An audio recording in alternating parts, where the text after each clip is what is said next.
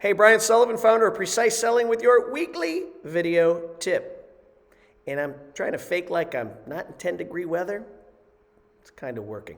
All right, now in sales, we know it's really simple. The folks who crush it do a few things. They make more calls than anybody else. When they get on the call, they're really good at getting past the gatekeeper. Once they get the prospect on the phone, they're really good at creating a hook that leads to a nice, warm conversation that typically will lead to a Zoom presentation where we put a crazy show on that creates urgency. Let's not overcomplicate this thing. Today's focus is on what comes out of our mouth when we make the call. Now, my hope is over the next 15 minutes, you're going to make some prospecting calls. So let's say you've identified the perfect prospect.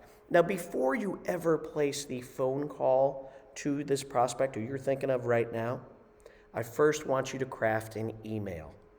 And this email has to be very short, and it needs to contain bullets. And these bullets have to have three things. It could either be a value bullet, which would be, hey, we've worked with companies and we help them to do blank, blank, and blank. Make them beefy, really hardcore stuff where you help people. Another type of bullet that we create in this email is called a pain hook. And the pain hook would be, hey, my name is Brian Sullivan. We work with companies who face this, this, and this. And those are real pains that your clients are facing. So I want you to think through, what are the pains? And then a third way we do this is what we call a name drop. A name drop might be, we were recently working with brand XYZ. And last year we were able to do blank, blank, blank. Okay, once you craft that email, shoot it off. Now you got to follow it up with a phone call. And what do you say when you make a phone call? Well, here's what I know. I think people are genuinely pretty cool. I think people are genuinely nice.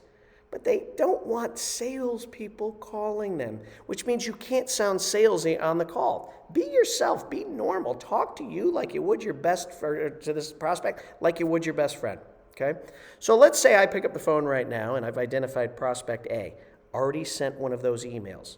Gatekeeper picks up the phone and I will say, hi, I was hoping you could help me. I'm trying to get in contact with John Brown. Is he in today?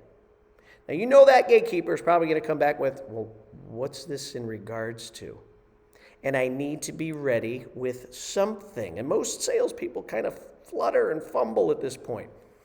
Yes, I'm following up on an email that I sent John 2 days ago in regards to blank, blank, blank. And I was just checking to see if he was here. Now remember, my goal isn't to give the whole story to this gatekeeper. But if I'm able to reference the email that I previously sent, that tells the gatekeeper that, there might be something going on here, and typically they will pass you off to the prospect. And at that point, we have to be ready with something like this. Let's say John Doe picks up the phone, and I say, hey, did I catch you in the middle of anything? Show respect for this person's time. And by doing so, you will find that it'll get you into, or at least increase your chances of getting into a conversation about your solution. And remember, our goal in these prospecting calls isn't to sell anything. It's to get us to the Zoom meeting. So keep it short, keep it tight, ask great questions, and ask for that 15 to 20-minute Zoom presentation where they can look you in the eye, they can see how much you love your product and solution, they can see your enthusiasm. You can go through a few slides and get to the next step of the sale. So, a few steps.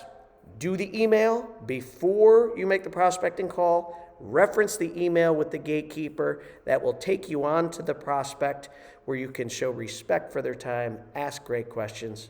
Great things will happen. Our goal is just to increase the numbers, the percentages of these calls that turn into Zoom meetings.